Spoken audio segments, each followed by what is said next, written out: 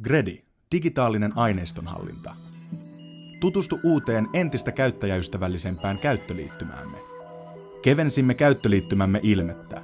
Kun viet hiiren osoittimen dokumentin päälle, painike-ikonit nousevat pehmeästi esiin. Aktiivinen ikoni korostuu selkeästi. Painike-ikonit poistuvat näkyvistä, kun siirrät kursorin dokumentin päältä. Dokumentin näkymä ja infoikkuna ovat myös muuttuneet. Ikkuna on entistä suurempi, selkeämpi ja helppokäyttöisempi. Löydät tarvitsemasi dokumentin tiedot selkeästi ryhmiteltynä vasemmalta puolelta. Näet näppärästi dokumentin esikatseluversion, perustiedot tai metatiedot.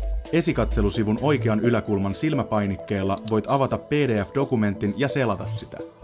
Esikatselunäkymässä pääset siirtymään kätevästi muihin samassa hakemistossa sijaitseviin dokumentteihin. Olemme myös uudistaneet dynaamisten tuotepohjien personointia. Olemme jakaneet personointinäkymän kahteen osaan. Vasemmalta puolelta löydät teksti- ja kuvaelementtien muokkaukseen tarvitsemasi toiminnot, ja oikealla näet muokattavan pohjan näyttökuvan reaaliajassa. Kaikki tapahtuu tässä yhdessä näkymässä. Muokkausnäkymässä voit avata toimintoja yksitellen tai sulkea niitä.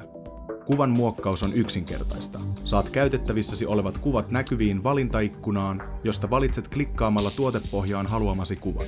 Tekstin muokkaus tai kirjoitus sujuu kätevästi reaaliajassa.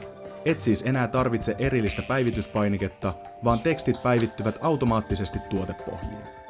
Valmiin tuotteen voit esimerkiksi lähettää eteenpäin tai tallentaa omiin aineistoihisi. Näin liität nimen mukaan kohdennettua metatietoa haluamiisi aineistoihin. Nyt voit kohdentaa tarkemmin nimen mukaan, mihin aineistoihisi haluat liittää uutta metatietoa. Valitse hakemistopuu-näkymä.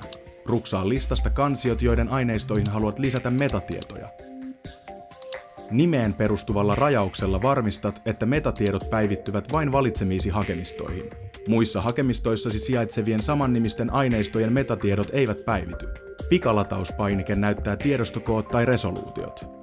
Pikalatauuspainike näyttää oletusarvoisesti latausversioiden tiedostokoot. Voimme nyt räätälöidä näkymäsi niin, että tiedostokoon sijaan näetkin niiden resoluution. Anna palautetta uudesta käyttöliittymästämme. Mielipiteesi on meille tärkeä.